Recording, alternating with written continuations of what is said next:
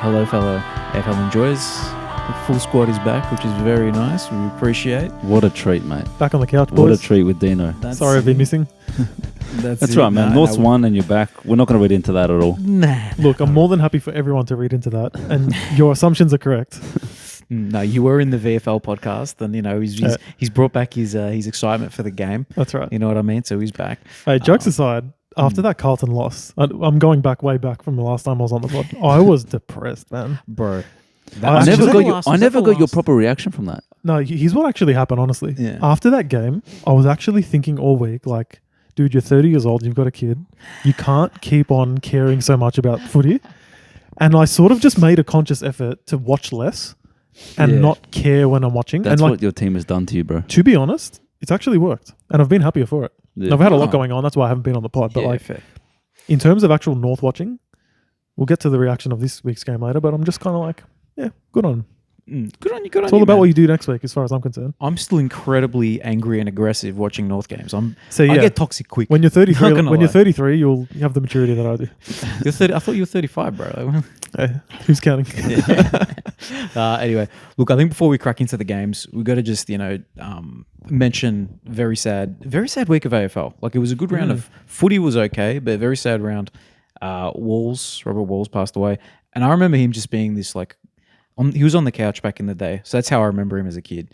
And he seemed like such an authority about footy. He was intimidating to watch as a kid, but just I don't know, there was always like a reverence about him as a footy brain and person. So, and then the Selwood twin, like, come on, man. Yeah, that's crazy. Come on, man. Terrible. Yeah, that was a bit shocking, that one. But yeah, I know. anyway. But that's very sad. But it's good that I feel like footy sort of they wrap their arms around people, you know what I mean, and families and support. So support to those families. But we'll start off with the Thursday game, Gold Coast versus Hawthorn. I don't think they've lost up there, have they? Yeah. Nah, it's a bit of a fortress. They should just move there, to be honest with you. Just become the Darwin Sons. It's getting a bit ridiculous now at this point, though, because they're beating decent teams up there. It's one thing to just have an easy fixture, send the North Melbourne up there to get spanked or whatever, but yeah, that's pretty crazy. The Hawks gave them a good challenge, as they do most weeks. They're hard to beat. Suns just got it done, man.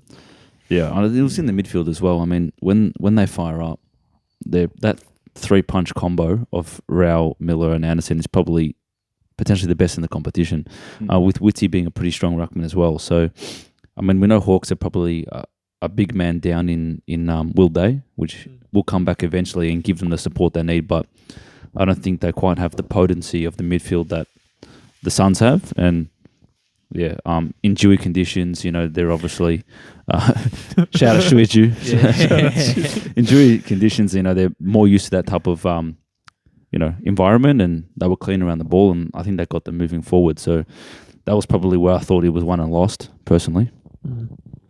Fair enough. So I'm just looking Noah Anderson, the captain's performance, captain's tackle right at the end to Ginnivan. I think, with him, this is his first huge game of the season. Like, we saw it in the Supercoach points, but you look at the stats, 83% disposal efficiency on 35 disposals, 865 metres gained. That's massive from midfielder. Insane. And 3 goal assists. Like, this, this is the Noah Anderson that we know. You know what I mean? Like, John Noble, wasn't he like 1,000 metres gained or something dumb like that? Or was it last week? Well, he had 36 possessions. Yeah, 1,001. Bro, a kilometre in metres gained. Bro, think about that. A kilometre of metres. That's insane, bad. I thought, you know what? I think Aaron Hall had huge numbers back in the day. Well, Bailey Dale popped the 1K this week as well. There you go, 1K. 1K metres gained is the new I feel like standard. it's the new triple double, you know what I mean? Like, it's the new, I think it's a cool stat. But that's Gold Coast, man. We've got to talk about Ben Long as well, 4 goals. Potentially all Australian this year. Oh, I don't think it's too crazy to say, to be honest with you. Interesting. He wasn't on anyone's radar, I think, at the start of the year, but he hasn't really played a poor game this year, and he's really starting to get recognition from, the media, kind of bringing to the fact how much he's improved. But he's just got really good skills, and he's hitting the scoreboard, and he's really providing a bit of a point of difference up in the forward line for them. So that's that's something that probably Gold Coast fans, I'm not sure if they had that on their cards. Yeah, But- not on many bingo cards, man. I'll tell you.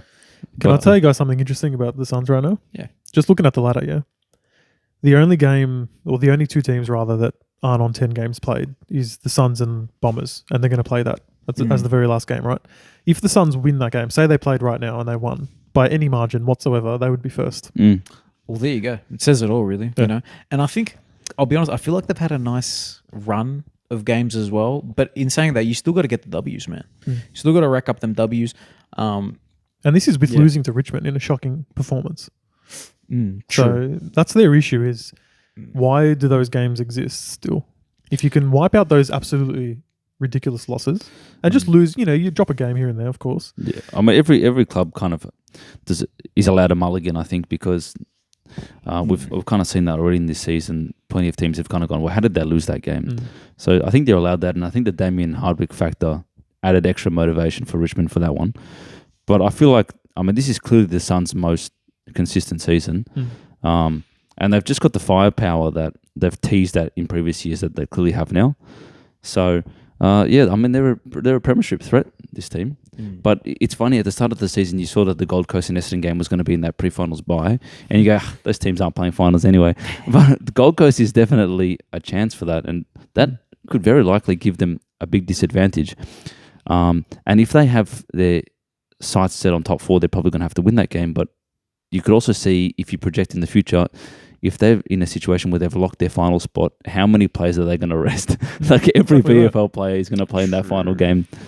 100%. True. But that's looking too far ahead, probably. Yeah. And that becomes interesting because then Essendon all of a sudden can, if they need a win. Imagine they need They a jump win. in. Imagine they need a win to get into the 8. And And Gold Coast sends out- rest everyone. Yeah, and Fiorini's playing as the number one midfielder. You know what I mean? Like, that would He'll be- get 45 disposals. So. Yeah, true. He'd probably still win the midfield battle, to be honest with you. But yeah, yeah. On the Hawks end, it's kind of been a bit of a weird few weeks now. I don't feel like they've really beaten anyone good this year. Yeah, and look, they've had a few injuries. It's just been a bit weird. I don't know. One thing Like, for me that I've noticed is a lot of their key players, like your Sicily, your Moore, even the D'Ambrosio, there's a couple guys in there who last year you're like looking at their best list and you're thinking, yeah, these guys are sort of in and amongst it. And maybe for better or worse, but they're kind of sharing the load a lot more this year. And you never quite know. It's almost like a heightened version of what they were last year, but I'm not convinced it's finished yet. I think they've got a lot of growing to do. But the version, what they're trying to do, it seems, is to just be super unpredictable and super interchangeable with their positioning, even like more than Geelong, more so than that sort of thing. So it's kind of not ready yet, but the fact that they can still be in pretty much every game says a lot. Yeah, and they're still, I just realized they're still top four. It's just that they haven't, the last 3 wins prior to this one have all been easier teams, but they lost against Port and they lost against Geelong. You know what I mean? So teams that, you like to see them win against, you know what I mean? But no, I guess no real concerns for them yet. So, Well, we've seen that they can get on a massive run last year. yeah, So 100%. it wouldn't surprise me post-bye if they start kicking into gear. And they only just lost this game as well. And it's not an True. easy game to win. And it is Darwin. So look, you factor in Will Day out. Meek got rested as well. I think he's a much better ruck than Reeves. All of a sudden, it's sort of, that might swing. That might be a 2-goal swing right there. So yeah, Georgie. Oh, you know how Dean just said that, like, ever since he stopped caring a little bit, it's been a bit easier. I don't know. This is one of those games where I wasn't upset, but I wasn't upset. Just disappointed. Yeah, I was disappointed, definitely. You're right. But it's more so, we just got beat by a better team. Sydney's just better than us.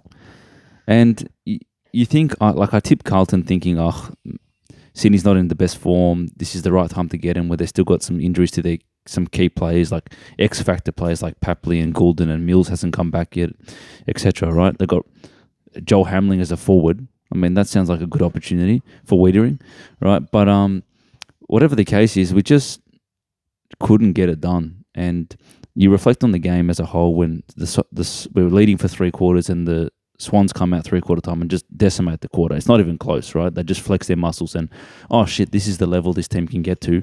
And look what we are capable of. And it's a bridge, right? And you look, all right, we just didn't have enough to win this game, but then we've got a full forward line of Motlop, Will White, and Francis Evans. And it's like, oh, well, it's a wet weather game. You need the smalls to be active. You need some class. You need some X factor. They aren't providing it. And I can't really expect them to because they're not AFL footballers. They're VFL footballers, right? They're just not that level. So I think, unfortunately, the same narrative we've said many times about Carlton is I think everything has to go right for them to be at their absolute best. And that means Tom DeConning has to play. It means Nick Newmans have to come back in. It means it needs to be perfect weather conditions. It means the mentality has to be right. It means the opposition needs to have some weak. Like, we just need the perfect setting for football to play at our best. Anytime we get a little bit of challenge or our depth is tested a bit, we just fall back in line, right? So there is a high ceiling, I think, with this team, but our average performance is just gets chewed up like this. And I think the challenge comes with Tom DeConning. Like Mark Pittonet is just not a great ruckman. He got destroyed by Grundy. Having a Tom DeConning in that might have made the difference, but 1 week without your best ruckman and suddenly, the whole world falls apart. It's just not the way to do it. So where the football, I don't want to see another rainy game because we just can't play. You've been big on this year. But we just haven't been clean. Like Collingwood made us look stupid. Sydney, when they came out in that last quarter, they were clean. They were moving the ball quickly. They found opportunities. We were dropping chess marks. So we're just not good enough. It's just what it is. The boys tried hard. Like, you look at that. Oh, this team tried. This team cared. They're just not good enough.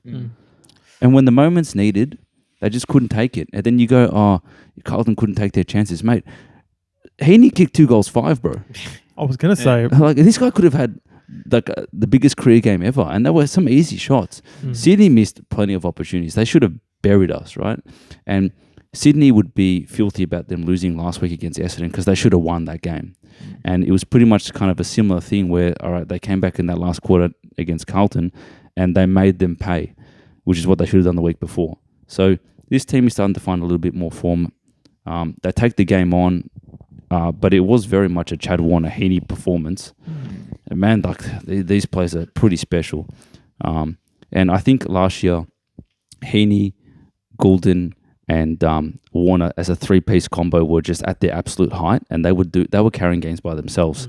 And that felt a bit more like that Sydney of last year, where those 2 players, because they're so amazing and so clean, playing forward half football, were able to take their chances. And yeah, that was kind of the difference, I guess, the X factor. So it is what it is. Yeah, well, look, it's interesting now, though, because you mentioned those 2 guys. Sheldrick, also low-key, had a very solid game as well. He had his 7 tackles, his 4 clearances. Not the highest time on ground either, so that sort of helps. And Mills, in I think about a half and a little bit of footy, was I can't remember the exact stats, but it was like 80 or 90 fantasy points, which obviously means he's getting the ball, he's getting tackles, he's getting in amongst it. So all of a sudden it's like, okay, those, you got some more options there into the midfield. Warner can perhaps go into the, hide a bit more, not hide. They can put him a bit more into the half forward where he can be damaging, and Heaney as well. And then Goulden's to come back in the next month or so. Yeah, well, it gets exciting for them a little bit. Yeah, something. Well, Heaney and Warner were actually playing more forward because they just got no forward options at the moment, right? So you're right. When they get that extra midfield depth, then they can kind of plant those guys forward more permanently, and then they become like a Dangerfield type of forward scenario where it's a point of difference. The other thing about Sydney is that they just had to win that game. There was just no option, because if they lose that, they're still on 3 wins and their season's over. So they were playing to win. They needed to win it hard. Carlton needed to win it as well, but I just think the desperation was more from Sydney. There was just no option. And at home, Carlton's got such a bad record against Sydney at the SCG. They've won basically never my whole life. So it's a very, very poor record there. And so I guess it's a battle uphill as well. But yeah, they needed to win it, and they did what they needed to do. And they showed the class difference in the teams in the last quarter, I felt. Fair enough. It's well said. Yeah. I think we'll just jump into the next game, unless you got anything else to add, Georgie. Summed up pretty strongly, I reckon. Yep. Now, always a banger of a game between these 2 guys. I know, right? Collingwood and Adelaide. It's a really random rivalry between Crow and Magpie. You know what I mean? I feel like with the bird battle. You know what I mean? Something in that. Yeah. I'd almost back in a Crow against the Magpie. 100%. They're bigger. You know They're what I way mean? bigger. They've got a bit more presence than a magpie. Magpie's a bit more, swoopy. A bit of a scavenger type vibe. Just preying on innocent cyclists. The thing But, is, you call it a rivalry, but I feel like the Pies have won every game though. Yeah, 100%. They definitely have. I don't know if rivalry is the right word, but at least these teams come together and we have some fun. But yeah, no, Collingwood they're just clinical team, man. They're just such a clinical team. I think when it was a close game, if we're all being honest, we knew Collingwood would win. Yeah. A, it was at the G. B, they just, over the last couple of years, I mean, last year they had a bit of a blip, bit of injury concerns and whatever. But if you look at the totality of the last few years, Collingwood's winning this game. That's just what they do. There's a renewed sense of confidence now this year. They're fit again. I couldn't see them losing. In saying that, I mean, the Crows did give them the scare. And they gave him a great game of footy. So good to see guys like Fogarty step up when it matters. Rankin hit a few nice goals as well. Phil Thorpe. So good to see that Adelaide could bring their game as much as they could. But in saying that, 68 points, you got to credit the Collingwood defence as well. Their team defence was great. Yeah, true. And a relatively weakened defence as well. If you look at it, running Frampton there, Howe. There's I think more missed this game, I'm pretty sure. Yeah. But I think it was a wet weather game, so it kind of suited, Collingwood, the tools. You'd usually favour those Adelaide tools, but, in a wet weather game, not quite. So that's sort of fortunate for them. Yeah, I just think the Pies took their chances where the Crows didn't. I mean, I think Rankin missed a couple of shots. There was a moment, they were out on the full, I think twice. Yeah. I mean, he's a pretty classy player, Yeah. and he just couldn't take that. So sometimes it just comes down to moments, and it just seems like the Pies get the moments right more so than the Crows do in these matchups. But I don't think, Adelaide have come to the MCG, played against Collingwood, who's the best MCG team, and just gone down by, basically a kick. So I don't think they'll lose any kind of, I guess, admirers is what they usually say with this performance. It wasn't a disgrace or anything like that. And they definitely had their chances to win. So you're right, though. I forgot completely about those couple of set shots in a row when they were getting a bit of a roll on, and they just let themselves down. There was a couple bad misses in there. Rankin definitely. I think Rochelle missed a couple. So it's one of those ones where it's like, okay, they're learning, but they're kind of wanting to be a good team right now, and they are a good team right now. So it's just simple shots at goal at the end of the day that they should have probably put away. But the Pies are just so skillful as well. I mean, the wet never seems to affect them, and some of their kicking off the half back line. I felt like Houston had more of an impact than he's had this year because he's a prize recruit that's pretty much done nothing this year other than get people knocked out, right? Again. But I felt like this game he was a little bit more on the damaging side than on the Crow side. They do have some nice halfbacks, but just not with the same poise as what Josh Dacos is doing off the half-back line and Houston and these type of players. So, they're a class above the Pies, and they're the best team in the competition at the moment. I feel like their defensive profile's the best. That's what all I hear is their defensive profile's the best. And they can score as well when they need to. So, I don't know how that happened where the Pies are back in premiership threat, but I think we should all be pretty scared.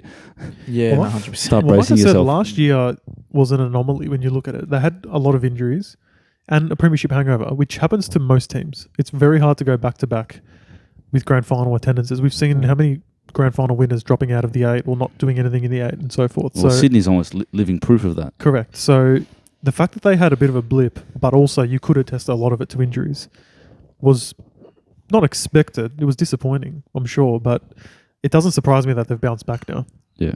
I think the good things have also won kind of back-to-back without Dacos really having that much of an impact. I mean, he's not playing bad, but he's not doing like 35 and 3 goals like he was doing last year. So that speaks a bit more depth. I think Ned Long's really come in this year and really cemented his spot. He's been good. Yeah, he's been really good. And he's a high clearance player, so he's getting involved. And they've got Degoe to come back he's the point of difference for that team. So whenever he comes back, that adds a string to their bow. True. I guess, hopefully they're not peaking. Hopefully for their fans, they're not peaking too early and, they're showing all their cards a bit. But, I think, you'd be excited if you're them. Like, they're the only team I feel like that hasn't shown much weakness. Whereas, like, say, even like Brizzy last couple of weeks, a couple bad rounds, and you give them that. But at least, I think with Collingwood, it almost feels like there's a feel of like invincibility. You're not looking at it like they can't do this every week. It seems very replicable. So 100%. I guess we'll see. But I back him in. I think they're top 2 team at the very least. Yeah. My phone's about to run out of battery, so Okay. I'm gonna have to let you guys Matt's just potting drive. blind. You guys are gonna have to drive the car a little bit, and that's fine. You know. Well, this one's an easy one. Port Adelaide got pantsed by the Cats. What is with this team, man? They One just- week dominate, 1 week get smashed. It's really massive standard deviation. That is an absolute mauling. Like, what's the analysis in this game? Like, they just got destroyed. But what was interesting is how many injuries there were. So, Lockie Jones, I think, was a hamstring. Horn Francis, hamstring. Sin, I'm not sure. He was subbed out with 1 possession. He's always injured, that kid. Jack Bowes and Dangerfield. Dangerfield was a hamstring. I don't know what Jack Bowes is was. So, that is a bloodbath of a game. Yeah, and now from memory, Butters didn't have any impact on the game Did whatsoever. he get tagged? He got 20 possessions, but he got tagged. And Cost me my Supercoach draft game. man. Yeah. So he couldn't impact the game. Horn Francis goes out early. It's just an ugly game for Port. And look, good for us because we don't really like them. So that's kind of nice. Oh, look, don't get me wrong. I was happy to see it. But it's also just crazy. Like, how do you let Jeremy Cameron, who's playing, if I'm not mistaken, on the wing, I'm assuming he finished forward because he kicked 5 goals in the last quarter. Yeah, 5 in the last quarter, 7 in total. 7 in total, 5 in the last quarter. How do you let that happen? At that point, the game's over, man. Like, it's just everyone gets a piece of the pie. What is this? Drew Petrie's first quarter against the Dogs in like 07? Oh, shout out Come Frank on, the man. Tank, man. Shout out Frank. Was the it Tank. 07? What year was that? Oh, bro, I can't remember. That was one of the most exciting things I've ever seen as a kid. Like, I was 5 goals in a quarter. quarter is insane. You're right. That was insane. Yeah, especially like this era of footy where you're not getting huge bags anymore. You know what I mean? It's not pick Cameron. Like I said, he's been playing wing. He's been playing more of a role, selfless role. How do you let him kick 5 in a quarter? I don't know. Crazy. But look, Anyway. I mean, the other thing is this was in Adelaide. And you usually expect that swing to be, they travel and they get smashed, and then they come back to Adelaide and they respond. But this is the opposite. No, I can't read this team at all, but I will say to give up like that so consistently is poor. From a team as experienced as they are. I know they're playing more kids this year, but it doesn't excuse it. You can't just fall away like that. 39 points for the game. Like, come on. yeah. I'm curious now. Did Butters hasn't accepted the contract offer, has he? No. But there is one on the table.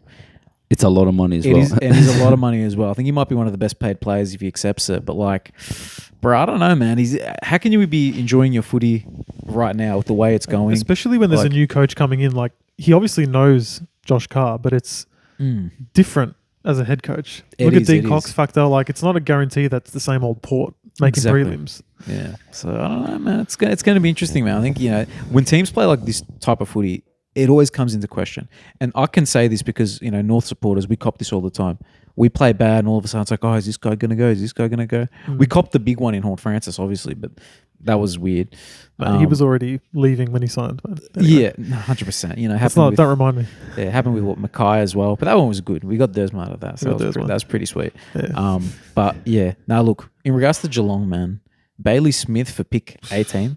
Yeah. Was it pick 18? Bro? It's a typical Geelong thing, man. Yeah, like I didn't think he had this in him. Like, he's averaging 600 meters game He as a is- centre bounce mid. And this is the thing. We know he's a great player, but coming off an ACL to be doing this so early in the year, it is quite breathtaking, to be honest. It is. And I think what impresses me is that he's been a dude who has had, the mental health challenges and this and that. But he's brought such professionalism in regards to his footy and his conditioning. The conditioning is ridiculous, bro. Yeah, Like, he's I fit as feel like a- he's always been like that, though. That's the one thing that, like, his running power has never been in question. So yeah, true. But to go through those, through the adversity and still be able to do it, you know what I mean? And now the footy's improved as well. Yeah. I think what's helping him a lot is Geelong on field, who knows off, but on field, a very organised team. True. A lot of veterans. So he's just in there around a great structure and using his natural gifts, which is his endurance, his physicality. And it's just match made in heaven, really. Yeah, 100%, But it's interesting that, like, so he's left the Bulldogs, they're still doing all right. You know what I mean? So it's like, It's almost imagine like if he was still there, though. Bevo knew what he was doing, getting rid of Daniel and McRae. He's like, I got other boys. Yeah, That's that's fine. true. But I'm sure he didn't want to get rid of Bailey Smith. I think that was more like a personality type of thing where he just wasn't good for their culture. If he doesn't want to be there, he's got to go. Yeah, no, 100%. Not a talent thing. That's fair. Well, That's fair. we'll get to the Dogs shortly, but is it surprising? For me, it's not. Is it surprising, though, to you guys that Hugo Hagen out of the team, Smith out of the team, and now look who's on field. Like, you can't question the character of any of those players out there. They're all 110% all in, and they're playing as good as ever. Well, I think Bevo's coach of the year so far because a lot of the narrative that he's sending out of the team is strong. Like you see him talking about some of that Ballydale and Willie Rioli type of stuff. He's kind of firm and outspoken about that type of thing. He's been strong on the Hugo Hagen thing. So he's not hiding away from the media, and he's just being stern and strong. And I just feel like I don't know, something about him. He's got a bit more of an aura. Focused. Yeah, he's got a bit of a focus. Before he was like one of those coaches where you just take the piss out of, like, why is Ballydale the sub type of thing? But he's getting it right this year. He's a strong leader. You know, he's a strong leader. Like even with was it Tom Morris stuff? You know what I mean? Yeah. When he feels like he's being mistreated or his team's being mistreated, he's willing to fight for his boys. You know what I mean? And obviously now they're willing to fight for him. Let's continue talking about that game. We'll skip the Giants Freo for now, seeing as we're on the subject of the Dogs. Yeah. What a performance. Like, we can talk about Bailey Dale's almost 50 piece disposal game. We can talk about a lot of things, but like, that was ruthless from the Doggies. 100%. Matt and I, we last week we sat there and we said, look, we'll give Essendon some flowers if they beat the Dogs. Then they lose by 90 points. Now look, Flowers was me. You wanted him last week. You wanted him last week. Now you get him. Why is Essendon like this, man? I feel like every season is exactly the same. They start strong by beating some easy teams. Some Essendon fans are like, we'll see how we go. Some get ahead of themselves, and then they're surprised that they get slaughtered. No, here's the funny thing, and I say it every time, and people agree with me. It's not like I'm saying I told you so, because most people agree. But you look at Brad Scott, it's the same thing over and over again. They'll win a few games. Everyone's happy with him. As soon as they lose, his quotes again this week, I'm paraphrasing, but it's like, we never lost sight of where we're at, sort of thing. It's like, bro, are you at a 90-point loss? No team's at that. No team should be at that. That's disgusting. This isn't where you're at. Don't act like this is where you're at now, mate. Yeah. You guys are at wanting to push the 8, but you're not there yet. Absolutely not. But you're not at bottom 4 getting pounded levels. Nah, don't lie to your fans. Like, I don't know many Bombers fans, but the ones I do know are actually good kids, right? Yeah, I agree. Shout out Zumi again once more. Yeah. Like, don't lie to guys like Zumi. Don't lie to the Essendon fans. Don't lie to Zumi, new slogan. Don't lie to him. Don't lie to Zumi, man. Don't tell him we knew all along, even though we're winning a few games, we knew where we were at. You're a liar. You surely don't believe that. Did he say that they were containing Bont? Did they say that? I didn't read the full thing because it's making me sick, but I just read that one thing and I'm like, no, that's enough content. That's all I need. Yeah, good on you for containing Bont to 30 disposals, but you couldn't contain, the team scoring against you. Couldn't contain Dale. Couldn't contain Riley West. Like, come on, bro. Over and over again, he would take the kick out, kick it to a guy 20 meters away and run. Yes. And then he'd get another one and then he'd kick it again. How do you at halftime say, hey, this guy's on 30 disposals? How about we just stop this right now? The funny thing is, Ballydale's like one of the most lethal kicks in the comp. I think Champion Data came out last week and said he's the best kick in the comp at the moment. Man. So if you're going up about the best kick in the competition and you're planning for the week, you go, all right, best kick in the comp, don't let him kick it. He had 37. And then you get to half-time at least. 37 kicks. At half-time. Wouldn't you at least say, look, at half-time, we're in the last quarter, hey, all right, let's not let him get 50 disposals. And he would have if, who was it? Well, Williams had a kick-in from out in the full, and Bailey Dale was right there for the 50th disposal, and he didn't give it to him. The fans were booing him, apparently. What a dog, man. What a dog. Anyway, it's just bullshit from Essendon, to be honest with you. Like, you can't put up, what was it, like 9 to 60 something at one point, and then not correct things. When you're a team, like you're not a North, you're not a West Coast. Like show some, actually 2 teams that won this week, but anyway, show something, man. Anyway. Well, the one guy that would step up typically and be that guy for them is Merritt, and he had indifferent game of 20 disposals and no scoreboard impact. But if you look at their team, like who else is going to stand up? Like Caldwell came back and he didn't have a good game. Shit. 2 weeks in a row on my draft as well. Yeah. Jeez, Dano's becoming like me, man. Just bringing up draft and super coach every 2 seconds. No, you know what? Because I like this change. I'm 1-4 in the last 5 games, and every single week I've had massive letdown performances. Dylan Moore. The funny thing is that the start of the season when you were doing well, you had all these injuries. Now all these guys are coming back. Everyone's back, and I'm worse. Doesn't make sense, bro. Make it make sense. Anyway, I don't know why I get so revved up about the Bombers because I hate them. But like, you're a big team. You've been shit for so long. Like, stop There's- Stop making it. What are you You know doing? why? Because there's just no excuse for this There's no performance. That's why. excuse. It's not like the weather Yeah. was crazy. Like they're at Marvel, which is their home, right? I mean, the Dogs play obviously good there as well, but like, come on, man. The Dogs are a great team, mind you. Like, what a team. I think in the first quarter, they kicked those 7 goals. 7 different goal scorers.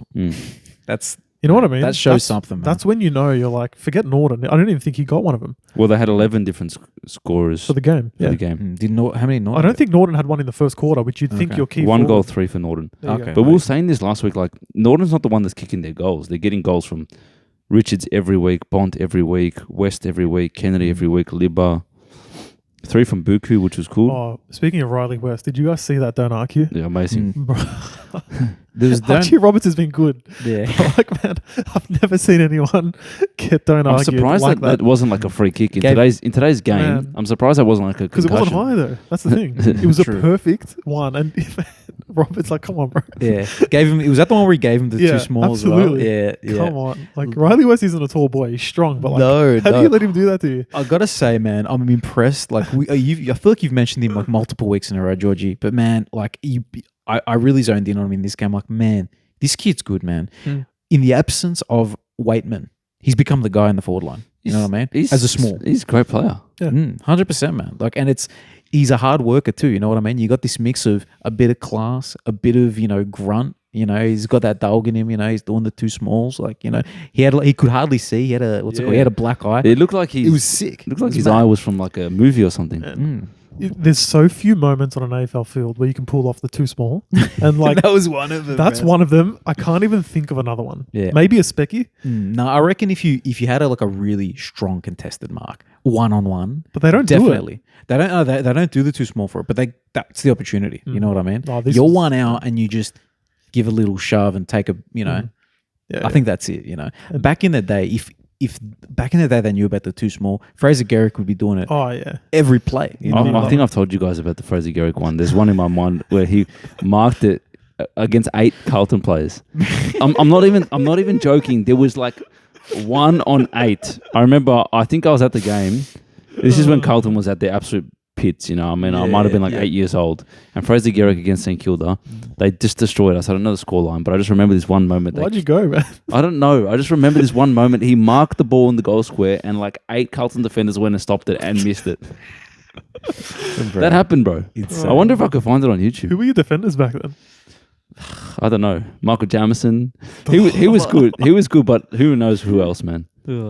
Satanta, I help. Yeah, Satanta. those vibes. Satanta vibes. Yeah, I'm trying to think players from that era. Like Aaron Joseph. Who else we got? That might be a bit Aaron later. Joseph. Might be a bit later. Kane Lucas back in the day. Kane Lucas, that we got for pick 7. Yep. Oh man. Jeez, you guys sucked. I'm gonna type in Carlton Fraser Garrick, see if I can get it. Yeah. While you do Anyway. that, we should move on to the game we skipped. So that was Yeah. How did the Giants lose to Freo? Look, man. They're not that good. That's why. Yeah. No, they've been They bad. are though. The thing is, they should be good. They should be. They should be good. Like, I think, they've lost a few depth pieces that are good, right? You lose Peatling. Did you find it? Bro, nah, man. Satanta helping versus Fraser Garrick.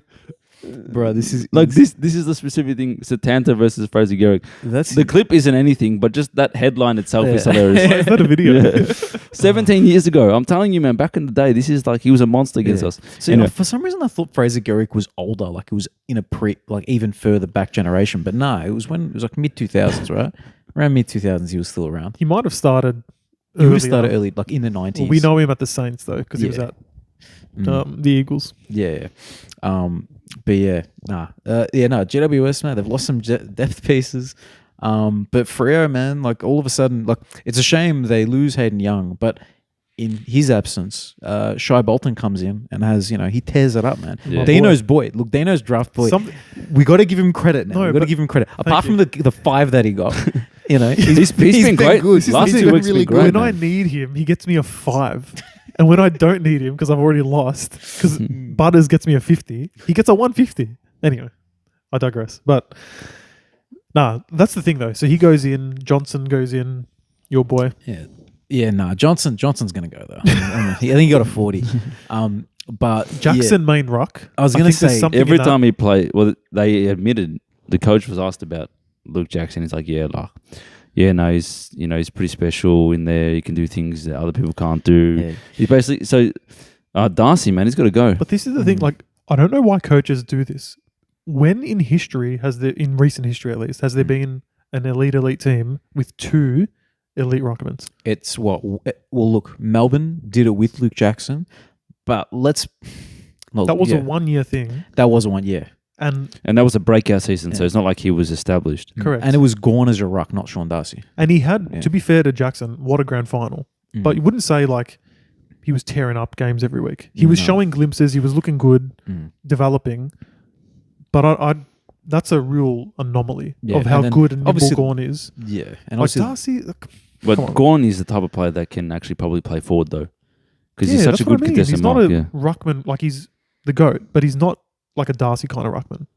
he's not just like a tap ruck. Yeah. And that's Like it. look at Carlton. Like you're pitting it to Conning. It'll only take you so far. Yeah, yeah. You know what I mean? And neither of these combos are even Correct. Cox and Yeah. and Like you have- Nick Nat back in the day. Correct. And that's that's Exactly. probably the last really good What's one. the thing? Like the situation with that, like it would be if DeConning had DeConning, a clone in the same team. That would work. Yeah, to But not DeConnings, yeah. DeConning and Pitt in it. Yeah. Anyway. DeConning and Marshall though. It's like with North and Sherry. That's what right? they're trying to do, isn't it? Yeah, to be honest, I actually think that would work because I think both of them can play forward well enough. You know, even Yeah. like I think you, I don't know who you'd go. I don't know who you would go as the main one. Maybe It has to be DeConning. DeConning, man. DeConning. Yeah, fair, Yeah. fair. Because anyway, digress from that. But Yeah, but you're right. 24 possessions, 3 goals, 3 for Bolton. It's a big effort. Fremantle just came to play. They finally got that speed on the ball that we've been waiting to see. And when they got that right, they were pretty damaging. No one knows when they're going to bring it. It's always a No. surprise. True. You know what I true. mean? You can't. Yeah, you can't. Really, the team you can't really game plan for. No. And I think especially this time they kind of switched things up and they were sort of really going for the center of the ground as well. You know, Jordan Clark pushing through, and I guess when you have the class of those mids and Shy Bolton, you know what I mean. I feel like you can manage that as well because they are classy players. A lot of them. And they needed that, obviously, after the really shit performance against the Saints Yeah, a couple of weeks ago. 100%, So 100%, man. um, Yeah. I'm sure the Giants were going to run at some point, but they're not really inspiring at the moment. we seem to say that every year, right? First half of the year, it's kind of in different form. And then they... I mean, they had a really good win last week, so it's not like it's... That's what I mean, but it's indifferent. It's up and down a little bit. It's not consistent. Second half of the year, fitness permitting, now they've got a few injuries. Callahan's out. We'll see how their highs will be come the end of the year. But I always think of them as a team you don't want to play, personally. Yeah, I think what will probably happen, I reckon in the next, 1 to 2 months, they're going to have a few different players coming in and out of the squad. They're going to get the mix as well as they can. They're going to try to get that mix right.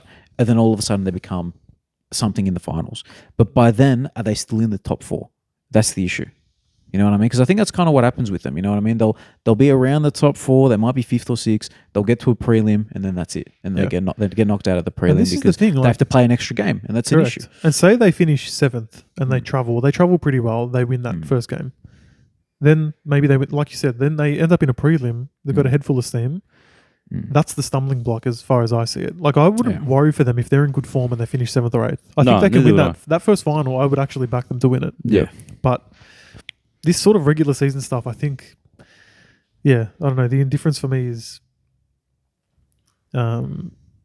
weird. Yeah, I don't know. I look at them, like I said, like a scary sort of team you don't want to play. And then they just put out a performance like this where they can't score a goal again. It's happened a couple of weeks ago as well against Adelaide. How many goals did Hogan get? What did he get? Sorry, lads, because I don't have where is he? I don't have stats at the minute, which is it does make things a bit hard. You have to talk 1 goal, 1. 1 goal, 1. See, that's not on, man. It's interesting. A lot of 8 goals, 13 for the Giants, and 13 goals, 17 for Freo.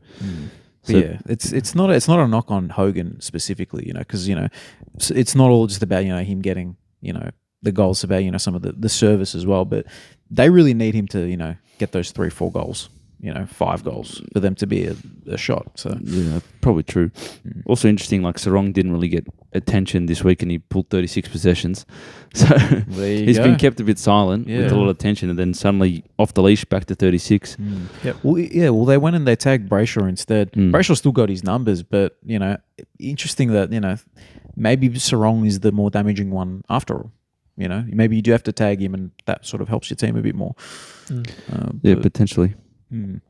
Yeah. We'll see what Freo and I guess the Giants pull out next week because it's a week by week basis for these teams. I feel like for every team apart from Collingwood now, what team is consistent week to week, bro? And maybe Gold Coast. Actually, no, not even. No, not even. Not Gold even. Coast. They're really the only one. Mm. It's really it's crazy. Weird season, man. I guess that's just the sport. That's why it's hard to tip. We all suck at tipping. That's why. Gosh. How could you predict it? Don't remind me, bro. I had another bad week, but tell me you got this next game right. Surely. Which one? North Melbourne. Surely you tipped us. Mate, I gauntlet. I went the gauntlet on North. That's just on fire with the gauntlet. Mate, I've gone aggressive with the gauntlet. I've knocked out Melbourne, Richmond, and North. Bravo. Nice. That is there. And I think I went Hawthorn as well one of the rounds. So I'm doing well in the gauntlet. That's great. But yeah, look, this game, honestly, was more stressful than a lot of our losses. You know, apart from the Carlton game, which, you know, the famous smash remote, this game got me. I got so toxic watching this game, man. I was really, oh, bro, yelling at the TV. I don't know if this is a representation of me, just like my growing insanity, you know, for sport. I don't know what it is, bro, but man, I got angry. See, funnily enough, yeah, and I'm not even bullshitting. Yeah, I was the opposite, and I think like genuinely, like I said, after that Carlton performance, I was broke. Something's not right with me in North Melbourne. Like it's a damaged relationship. Yeah. I'm not watching games like that anymore. Well, it's just you suffer so much. The only way to cope with it is just to detach. Yeah. So you've detached, but Matt hasn't. I actually think I have, man. I actually think I have. I had to look before at like what round that Carlton game was. Like how many weeks have I been detached? It's been like 4 weeks, man. Anyway, to the point where like the final siren went. I don't know what your reaction was, but I was just sitting here like, literally, I'm just like, fuck you guys. Become a bagger, man. Like literally, you still suffer as because a I'm bagger. annoyed at them. Like here's my thing, Yeah. I know that we've made progress this year. Yeah. And I've got some stats I'll bring up in a second. I know that we're a better team in the first 10 rounds than we were last year. But something happened in the off-season, especially I think the moment we traded our first round pick this year to Richmond to get Matt Whitlock, who I rate and I think he will develop nicely in the VFL. But as soon as we did that and we recruited 3 experienced players, I thought this, and all the talk in the off-season, as all clubs do, hype things up, I really was expecting more in the first half of the year. Yeah. And I saw more in the first couple of rounds. Like, yeah, you lose narrowly to the Dogs. That was looking back now, 18-point loss to the Dogs. And they came out hot that game. That could have gotten ugly. I was like, okay, that's not bad. And then, you know, another narrow loss, but then you beat the Demons. I was at that game. What a high. Yeah. And then there was that stretch of a month where it was like, why are we back losses. 3 steps? Yeah. Why are we back 3 steps? And it broke me. Like, I was actually, and still am pissed. Like, despite the closer games the last few weeks, I was pissed at that Essendon game. But again, not as emotional like you're saying you were. After the Carlton game, I was kind of like, whatever, we've lost to Port close. Should have won. Should have beat the Bombers.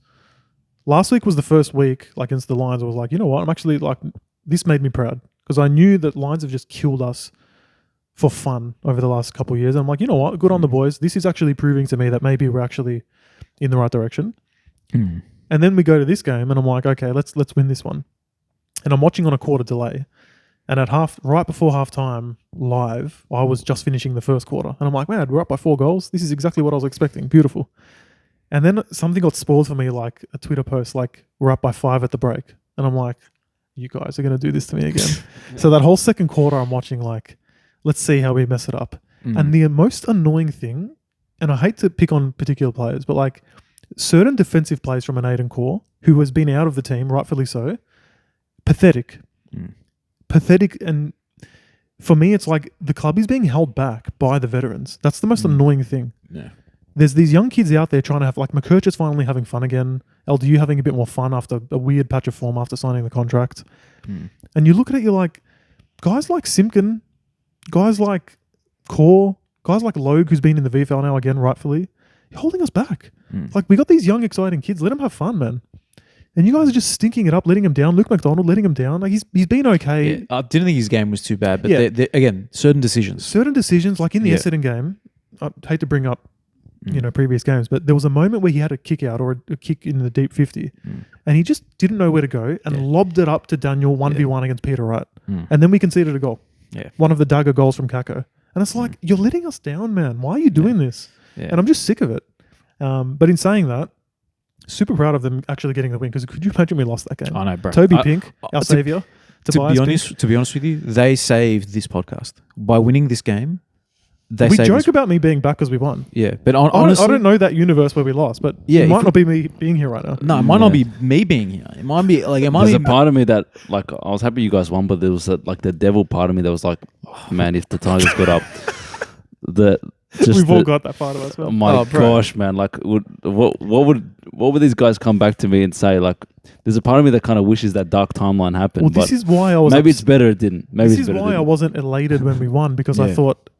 We were the Tom Lynch getting a free kick, which he maybe should have got. It was a bit of a flop, but he could have easily got it. We were that free kick away from that scenario. It wasn't even like, oh yeah, we hung on, whatever. It was right there. They could have won it. Anyway, I've got some stats just quickly. Yeah. First 10 games of last year, first 10 games of this year.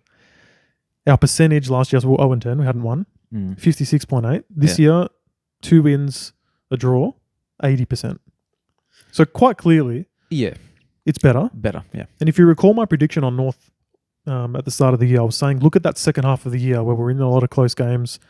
We won 3 games. We could have won a few more. It's pretty much exactly what's happened this first half of the year. We've drawn 1-2, drawn 1, so say 3, and we could have won a few more. It's almost a carbon copy with a few bad losses. Yeah. So what I expect now moving forward, we've got the Pies next week. We'll get to the predictions. North fans, if you're expecting what happened last year, but a happier ending, don't go in with that hope. It's not going to happen. But then we've got the WA trip for your Eagles. You know, I expect them to kick on. But a weird game. I didn't enjoy it. Yeah, no, neither. I didn't enjoy it. Neither. No. Look, I think I feel like you've sort of summed up how I feel about the game as well. You know, but like I think since after sort of getting over, you know, the fact that okay, the game was hard to watch. We did win. The positives I will take out of it is the fact that we didn't crumble. Yeah, the fact that we didn't crumble, which is so often the case for us, and it's been the case the last 3 weeks where we just miss out. The fact that we got the win, confidence building. I saw a little video of Finbar Maley with the GoPro walking off the field. And that's the type of stuff that Ginnivan does and all those young guys. They love giving a young guy the camera, a young Colt hero the camera and say, or the GoPro, and go, here, enjoy yourself. Seeing him happy, seeing him talking to the boys and them G'ing up, a lot of them having their first win, a lot of people's first win at the G. You know what I mean? Like, the crazy thing is the last win at the G we had is when Bernie Vince, is his name Bernie? Bernie Vince tried to kill Cunnington. He tried to take his head off. And then Cunnington punched him in the gut and it was like he shot him. I remember that. That's one of the best clips for footy that I've ever... I love that. He did the Vandermeer. He did. So, you know what I mean? Like, this, you know... it's been a long time, man. Yeah, so that's kind of sad in that regard. But, like, look, the fact that, you know, it's given them something and hopefully they can cling on to this and it brings them confidence.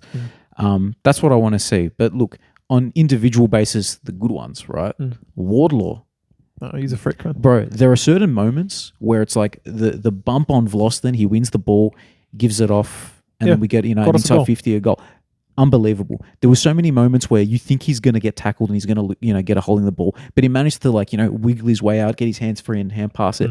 It's honestly, there's not many players like that in the league, to be honest with you. I said this in his rookie year, and at the time it seemed a bit far-fetched, but I stand by it. I think he's better than Jason Horne-Francis, and the fact that we got him as a prize for losing him, I'm cool, more than cool with that. He's a freaky player, man. 100%. And he's only going to get better. He's more raw, but like the attitude he has, it's like the opposite of Horne-Francis, where he's more like when things are going well, he shows his best.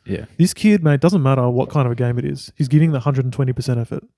More than any player on the field at all times. It's crazy. Yeah, 100%. So there's him. And then actually the other guy that we have at the front here, the little cards here, Colby McKerche. He's been in the goals the last 3 weeks. In the goals, you know 10 tackles? Yeah, 10 tackles. There was an intercept mark that he took and then he gave it directly, lowered the eyes straight to Simpkin, 12-meter kick. That's fine. These are young kids, man. They've all played less than 20 games. Other than Cheese, who's had a good run at it for 2 years. Yeah. So, no, it's crazy, man. Credit to the coaches as well, just quickly. Hardiman. Yes. You mentioned Finbar as well. You're bringing in 2 guys who deserved their chance for a couple guys that were overusing their chances in like your Bailey Scotts and your Tuckers and your Core, and he's back in now, but Logues. Give these young kids a go that actually are the future. Exactly Not right. these guys weighing us down, man. And like, yeah, say Finbar Maley, you mentioned him. Not only can he run and take marks, and he's a presence. He's running and making tackles as well. I think he had 2 holding the balls. You know what I mean? Which is great for a key Pink forward. chase down tackle as well. That was a good one. What was that? Toby Pink, the chase down tackle. Yeah, that's it. Toby Pink. Look, Toby Pink. He had some moments where I'm like, look at this guy. He's dumb, but like. He had other moments where it's just like he's literally won us the game. So I feel like there's highs and lows with Pink, but shout out to him, man. You know what I mean? A guy at my work's like, build him a statue, mate.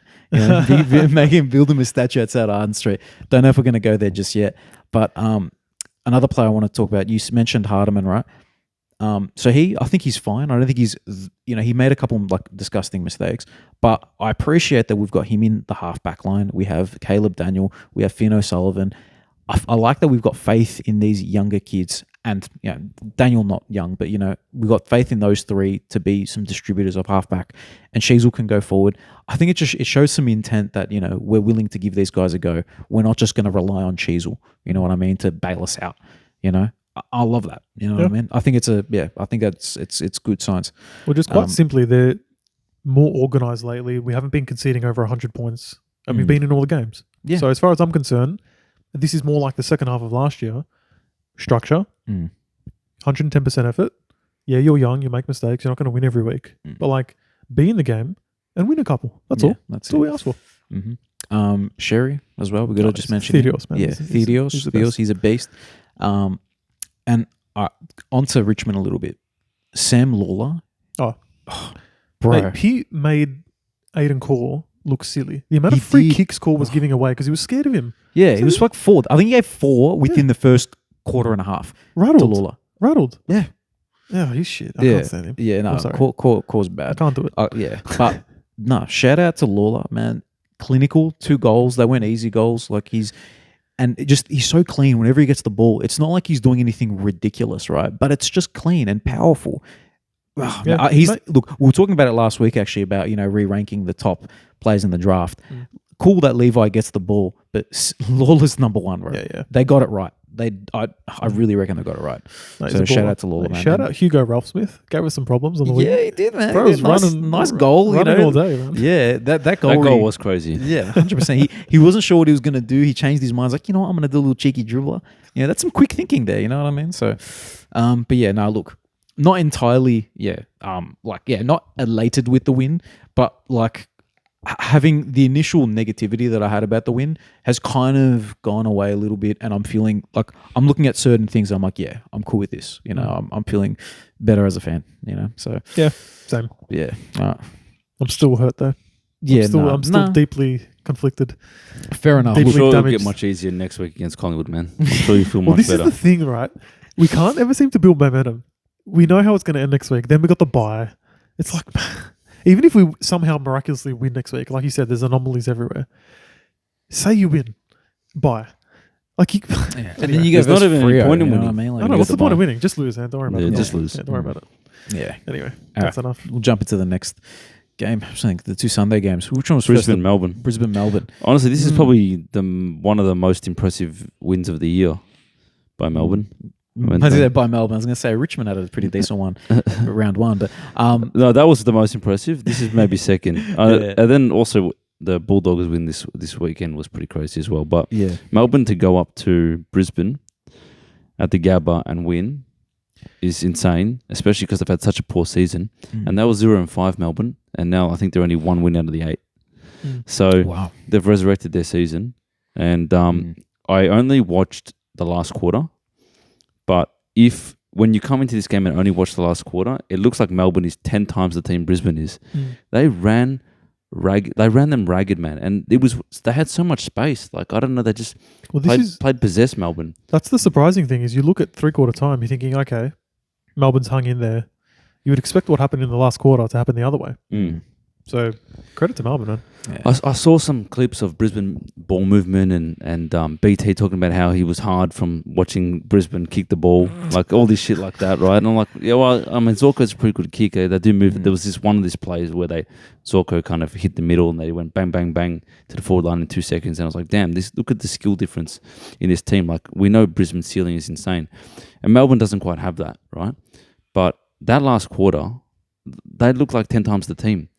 So much, like a lot of broken tackles, way more contested possessions, won the clearances, had like 11 more inside 50s, more than 20 inside 50s in the quarter. Bailey Fritz comes in as the sub, which is like, why is he the sub? But he's been a pretty bad player this year, like a lot of Melbourne players. Massive point of difference. And you're like, damn, Melbourne's got it. Clayton Oliver kicks this massive goal. I think that might have been in the third. I can't remember. And you're like, oh, Oliver. Haven't seen that in a while. So isn't he tagging now? Yeah, he's tagging, bro. I don't think it's really a with, we'll tag. say. I think it's like, a run with, but not really. I don't think that he and Neil. I just saw him What's at the difference there? stoppages. I'm confused. Run with or tagger? What's the difference? He's not tagging, man. Yeah. Tagging is what like James Jordan does. Yeah, where you're constantly bumping the dude at the plays and, you're, Don't let you're him trying have to any block space. their runs. Clayton, I feel like a run with his Clayton's still trying to play his game. Yeah. You know what I mean? It's not just, And he got a bit more of the ball this time round. Yeah, no, he's been good, man, the last couple of weeks, man. Okay.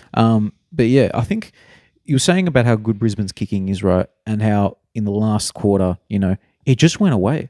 All of a sudden, in the last 5 minutes, they just resorted to kicking at the gone every time.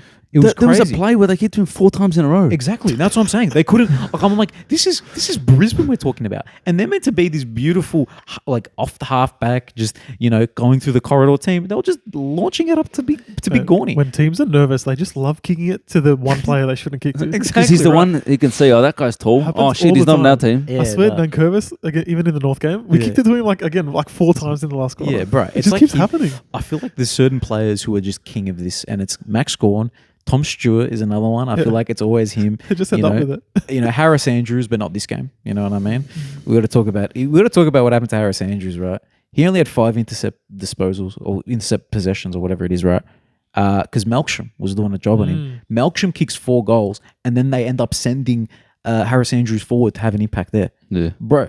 When We did that haven't, happen? we haven't seen that against Insane. Melksham as well. I know against maybe One of the premier forwards in Melksham the with comp. an expert run with roll. Yeah, Perfect. maybe we got to give Melksham a bit of credit. You know what I mean? We I'm do. pretty sure. If I'm not mistaken, I'm quite sure he was a Strathmore lad. You know what I mean? So he a local boy. So, yeah, local boy. Shout out to Zumi. I think he's got a little. Like, I don't know if they're not in the same year level because Zumi is, I'm assuming, a bit older, or maybe not. But I feel like there's a connection there with Zumi and Melksham. I'm pretty sure he's told me. So I'll ask him later. He's told us, so it must be true, man. It's Yeah, just that's we've got to. wild. We were best mates back in the day. Yeah, Melksham and nah. Zumi. But yeah, but look, look, shout out to Melksham, man. 4 goals and and locking out one of the best intercept players in the game. And you know what I love? That one play where they gave the free kick against him for our muscling. Was it Andrews? I can't. And then they gave the freeway and he cracked it and just threw the ball away and gave away the 50. I'm like, you know what? I don't mind a bit of personality on the field sometimes. That's it. Like, you cost your team a goal, but But Yeah. I worth don't it. mind it. Worth It's it. worth it. Nah, that's it. That's it. Just for the drama of it. You know what I mean? That's the I one. feel like Melksham is capable of having like these random games. He does it against Carlton a lot. Kicks a couple of 4 goals. he's like Ben Keys a bit. You know what I mean? He's a Ben Keys like Tim Memory type of vibe. Yeah, he's like LD Ben Keys. But yeah, look, shout out to him. Shout out to their debut. You shouted them out last week. Their draftees are sick. You know what I mean? They're cool. And the other one who's had a really good year is Cozzy Pickett, who's playing more midfield time. That kind of Shea Bolton kind of role, they're just such X factor players. And Cozzy Pickett's an incredible footballer. He just doesn't get enough of the ball consistently. But if he could, then he's basically toe to toe with Isaac Rankin in my mind. In terms of ability and skill. Yeah. I don't see the difference. He's amazing. No, I can't argue with that, man. Can't argue with that. It's those two. There's one other player that I was thinking off the top of my head who does a similar thing. Small forward, he goes into the guts. Actually, I was going to say Papley, but to a very, very much lesser extent. Yeah. But yeah, no, those players, they're fun. Shea Bolton, that was the other one. Yeah, those 3. Bolton, Pickett, and Rankin. Kind of like all cut from the same cloth in that regard. The small forwards who are, impactful mids. Yeah. Well, Melbourne's given a bit of a point of difference with having Pickett play more midfield minutes. I think they had one game where Kate Chandler played a lot of midfield minutes, and that was just a one-game effort. But they're trying to get a little bit of the other players involved. I don't feel like Tom Sparrow and Trent Rivers have really had much of an impact in the midfield, to be honest. But I think Rivers had a half decent game this one. But yeah, no, I don't know. Is there any concerns about Brisbane, or are we just? Is this the blip on the radar? look, we just know that like they're capable of so much. Yeah. They're one of the teams that losing a game like this is actually potentially good for them. Yeah, Because it just keeps them a reality check. Hey, this is what we need to do to be the best, and they just need to finish top 4 and they're fine. And you look at what happened first half of last year.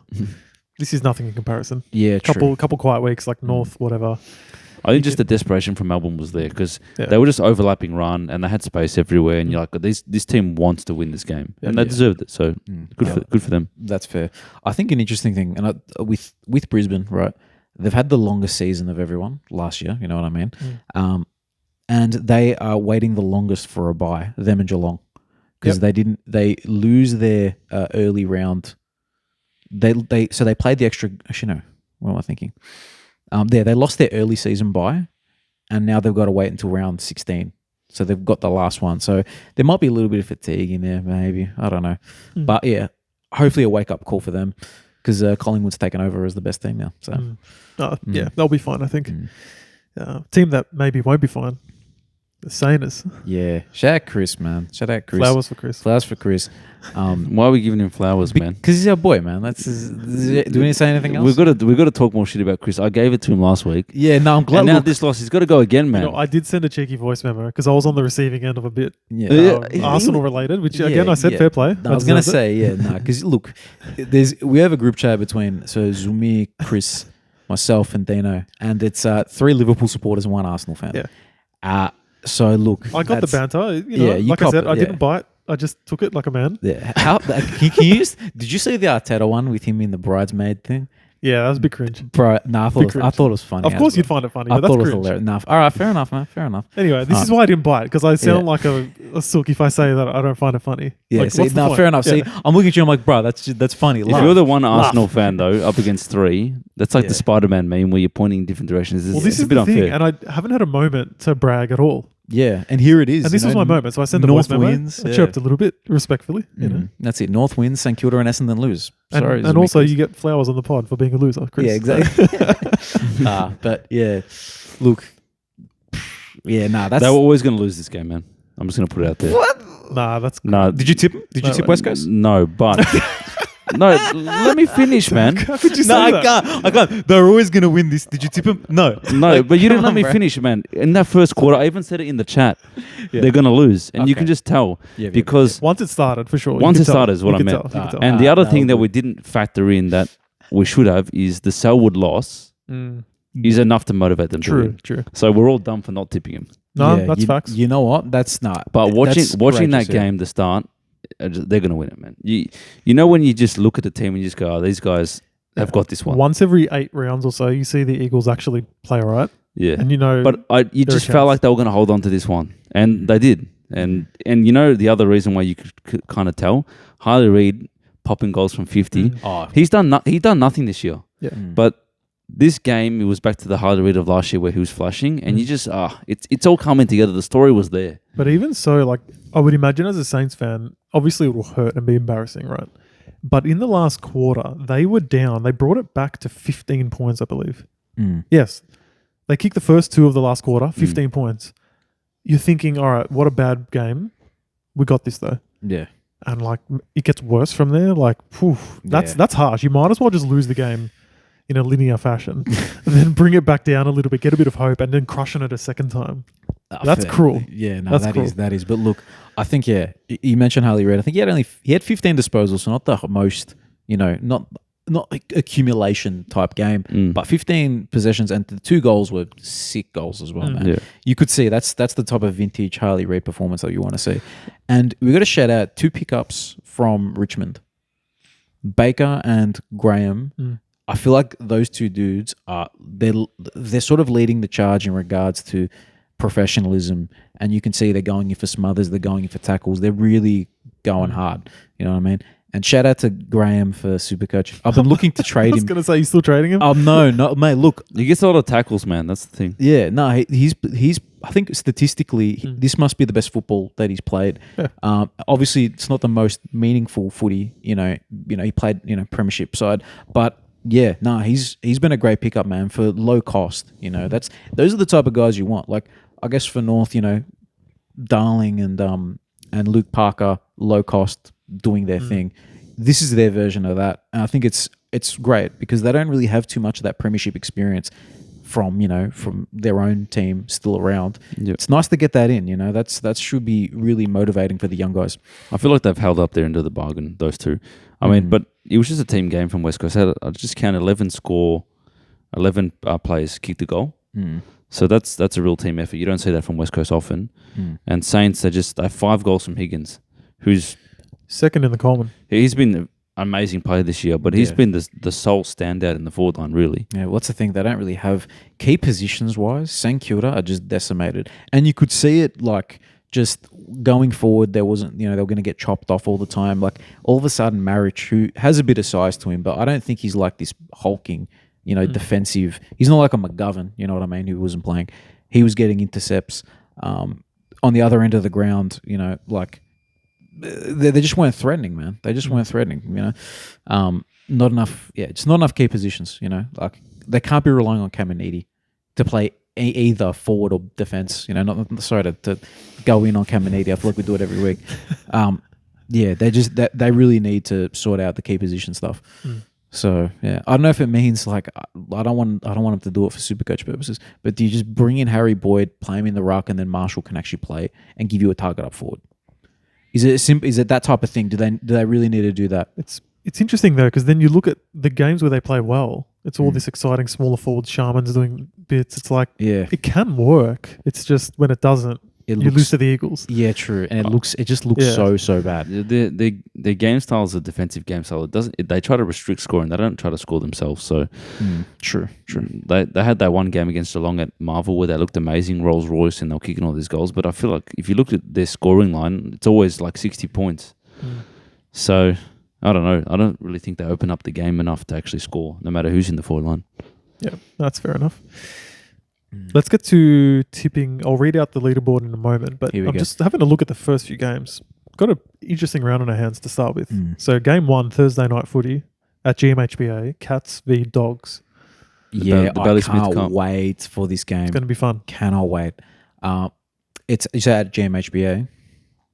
I'm going Dogs, man. I'm going Dogs. Let's go Dogs, man. Let's do it, man. Let's do it. Look, I think with them, it's just like they're just such a good team, bro. Like, and any sort of Dangerfield probably is going to miss. Yeah, that's a big out. That's a huge out. Yeah. So, it'd be nice to get one on Bailey Smith for the Doggies. So It would be. Shout out to him. All right.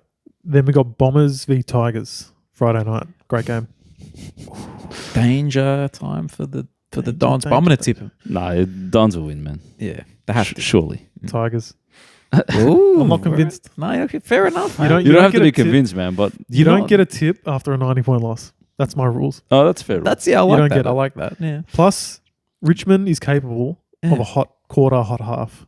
That's fair. And if it comes at the right time with enough goals, who knows? It's not like their midfield is significantly like it's not worse than Essendon's. Toronto, Hopper can't do bits on them. Of course they can. Yeah, exactly right. You know, look, I might change my tip. Not gonna lie, but for now I'm gonna say Dons. But I'm very much. I think I'll be Essendon, man. Yeah, but I'll deep down. I want Richmond to win. Course. Don't get me wrong. Yeah. You kidding me? Yeah. Blues v Giants. Funny enough, I think we've got a good record against the Giants at Marvel, but it's at Marvel. Yeah. Okay. Yeah. I'm gonna go Carlton, but whatever. It's the battle of mid. Whatever, man. I'll go Carlton too. Yeah, I'll go Carlton. Why not? Let's go Carlton. Hawks v Lions at the MCG. Hawks v Lions. That's an interesting game. I'm gonna go Hawks. I was gonna say at the G. I'm gonna back in Hawks at the minute. I might change it. I'm gonna go Lions. Fair. I don't think the Hawks have been anyone really good. Actually, you know what? If Newcomb's out, because apparently he was in the moon boot. I saw that on Twitter. So the trust me, bro source probably not that strong. But if he misses, then I'll probably just go Brizzy because all of a sudden, no Nuke. You're relying on Warple against Neil, Dunkley, and Ashcroft. Like that's kind of McCluggage. Yeah, and yeah, exactly right. Okay. Shout out your boy McCluggage. That's fair. Fit him in there. Don't forget him, man. Yeah, Saturday night, prime time, North v the Pies. Collingwood. I want to be clear here. Yeah. Don't tip North. Anybody like North fans, don't tip North. I know even if you tip North every week, like come on. Yeah, nah. And if a miracle happens, just be grateful, but don't tip them. Yeah, you always tip the other team because then it's either you win the tip or your team wins. Correct. Either way, you're happy. That's clearly that. This is the easiest time to do that when your team's versing 100%. best team in the comp. If anything, put some money on Collingwood. That's it, man. And Just if get a North bit of wins, like, you've paid for the win. Pay to win. that's an interesting way to put it. Actually, yeah, I don't So mind you're that. upset North lost, but at least you made You know? 16 cents on your dollar. You'll be happy. True. No, don't gamble. Don't take my advice. Yeah, gamble responsibly. Freo v Port at Optus Stadium. Freo v Port. See, this is the one where this is why we suck at tipping, because we're all going to tip Freo because they Yeah. just beat the Giants and they're at home, and Port's going to win. I'm tipping Port. Mate, none of these games have been easy. Every Yeah. single one of these games has been kind of hard. Mate, to tip. I think Freo is obvious for me. But this is why we suck at tipping. Exactly. No, I agree. This is why I'm tipping Port, but I think Freo is going to win. I'm going to go Port because they got smashed last week, which means they'll smash them this week. Yeah. Dino, what happened to this 90 point? If you lose by 90 points, you can't tip them, bro. What happened to this today? Dude, I'm not going You flipped and flopped on that in 40 seconds, brother. Come on, man. There's Well, no the way I'm other one, actually the other going one was Port. Essendon. Ah, fair enough. But So- this is Port, man. No, Freo, true. It's man. Port. No Horn Francis. Come on, man. No Horn Francis as well. Come on, man. No. Yeah, Freo. All right, fine, Freo. fine, fine. Thank you, lads. Fine. Thank you. Thanks for calling me out. I needed that. No. Sorry, man. I can't. Adelaide v the Eagles. Adelaide v the Eagles. Surely yeah, Adelaide. come on, Adelaide. Yeah. Melbourne v Sydney. Oh. Oh, where? MCG. Oh, that's. Look, I'm gonna. I'm going to go Sydney. Ooh. I feel like that last quarter from Sydney was pretty powerful. I think it's a bit of momentum for them. What did you say? I was going to go Melbourne. Not that I rate them, but just beat the Lions at the Gabba, man. Yeah, they can't do that again. Their fans might actually show up this week for the first time this year. True. It's crazy. Yeah, exactly. What a world. Yeah, well, there's Their old fan fans. might show up, you mean? Yeah. Ugh. Yeah. It's like, Apparently, yeah. there's more than one of them. I just didn't know this year. Yeah, true. You know? They'll crack out the old MCC membership again and Very they'll rich. rock Probably up. some Dust really it off. Yeah, Dust it that off. stuff. That's let's of the just- how many views we get. If there's any Melbourne fan, they're like the guy in the North top saying shit about fans. That's right. Yeah, no, you heard me. You heard me. Yeah. Nah, I'll me as the tiebreaker. I'm gonna go Sydney. To Fair be honest enough. with you. Yeah. Saints v the Suns at Marvel. Oh, it's the Suns, bro. Come on, man. They can't play Marvel. Saints. I'm going Saints. Saints play Marvel, bro. There's something in it. Saints play Marvel. Suns don't. Okay, all right, well, fair enough. This is why I can't tip. So, yeah. None of those games are easy. I think the Freo game's the easiest to tip there. The And one that the- you And the Adelaide one. the one that I had to convince you for ends up becoming the easiest. No, right? That's that insane. wasn't. If Port wins If what we Let the let record- the record show. this time, that's a correct. I'm not statement. dying on that hill, man. All right, I'm all not right. dying on that hill. Yeah. All right, cool. Can I just say one thing? I wanted to say this story at the Yeah. start, but we got sidetracked. Very quick story about my trip to Tasmania last week. Yeah. All right. You guys been at the airport and like you're waiting to get through security and you're crawling forward in the line, right? And there's like 3 meters from the guy in front of you to the next person. Like they're just not paying attention, not moving. That is the most disrespectful thing you could do. Where was this in the Just line? any line for that Yeah, matter. But yeah, like, yeah. say you're at the airport, right? You're a bit stressed. You want to make your yeah, flight. yeah. Me, dude in front of me, he's just fallen asleep while standing 3 meters before the next person. Like, it is your duty. If you can take one step, you take that step. As far as I'm I concerned. agree. I'm with you. Piss me off. It's a bit like traffic, man. Yeah, Yeah. really. If you can move a car length forward, you do it. yeah. You know what I mean? That's You fair. can't That's beep fair. in real life. That's the problem. Anyway. Is there any follow up to this? Because I can give you like a similar story that I experienced. Go ahead. Yeah. So Sure. this is in Spain. I think it was. I We've think gone it was international. We've gone If you made it this international. far, you deserve some interesting stuff. Yeah, it's a bit of an enjoyer's law here. Yeah. So I think it was Barcelona. I can't remember specifically, but you know, in security, how before you go through the actual X-ray part through security, there's the bench where you put your bags into Yeah. the tub, The trays and then and you put whatever. it onto the rollies. Yep. You know what I mean? And they go through. The This guy works at the airport and he doesn't know what the roll is. the rollies, you know, we've got the little cheeky rollies. Basically, they're the opposite. So that the bench, you know, the one that I wasn't waiting for, everyone had filled up that bench. They had their what's called their tubs, and they put their stuff in the tubs, and they're ready to go. The bench in front of me, there's people in front of me, but they're not going to the bench. It's empty space, and they're not going and putting their tub there and putting their stuff in. I'm like, look, I can't wait. I went around. I cut the line because I'm like, look, I got to take responsibility. I got to lead by example here. All these people are waiting for no reason. I cut around. I grab one of those tubs, start putting my things in, and this British lady comes up. She goes up and she's like, "Excuse me, you're cutting the line," and she's cracking it at me. She's cracking it at me, and I'm like, I said to her, "No one's doing anything. I got to lead by example here," and she goes, "No, but you can't cut the line." I had It's such a British thing to say as well. 100%. This British Karen cracked it at me. It was great. And honestly, it jaded me up. I'm not going to lie. I enjoyed pissing off that. People forget how to just be normal human beings at the airport. Everyone just Yeah. is delirious, probably Mhm. tired, jet lagged. People just forget how to function. Yeah, So exactly. you need to be a man. That's Step the up. thing. I needed to step up. I had to because I'm looking at the opposite security thing, and the whole bench is filled up. No, you filled need up. to, I'm you like, need to. no, I had to. I'm like, I work at an airport. I gotta do what I gotta do. Anyway, One more quick thing. digress. Sorry, I know we're on the story time now. yeah, One last quick thing. Yeah. I'm leaving the airport, heading home, jumping in an Uber, and the guy, because you know when you take an Uber at the airport, they can't see where you're going until you give them the code on your phone. I don't know if you guys have experienced that. yes. So you show them the pin. pin, then they enter the pin, then it tells them where to go. So Yeah. they don't know, they can't deny you the ride until Yeah. you're already in there. 100%. Yeah. So the guy, I live 15 minutes away from the airport here, right? The guy sees the 15 minutes come up and he actually verbalizes as another 15-minute one. And he's like complaining to me that I live 15 minutes away. I'm like, bro, you work for Uber.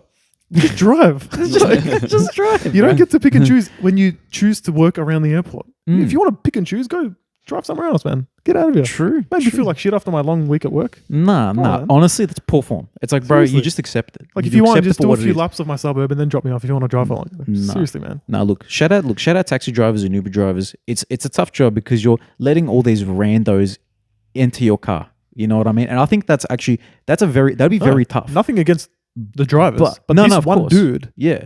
don't complain about where you're taking me when you're at the airport, Yeah. man. And It's that's- wherever. And that's Complain what I was after gonna you say. drop me off, Yeah, man. you're Yeah. signing up to drop me off wherever. Yeah, exactly. Like that's what I was gonna say. Like, bro, you have a responsibility. You know, a bit of customer service, a little bit. Come on, man. Don't have to have a chat, but don't have to bring us down. Come I on, know. man. Anyway, Welcome back to Melbourne. welcome back to mate. That's Anyway. it, mate. Just That's enough. business. If you made it business. this far, you just hope you enjoyed those couple stories. Yeah, no, that's it, man. Those little tidbits. To get for them you off my guys, chest. 100%. Anyway, thank you guys for watching and listening. See you on the next one. Bye-bye.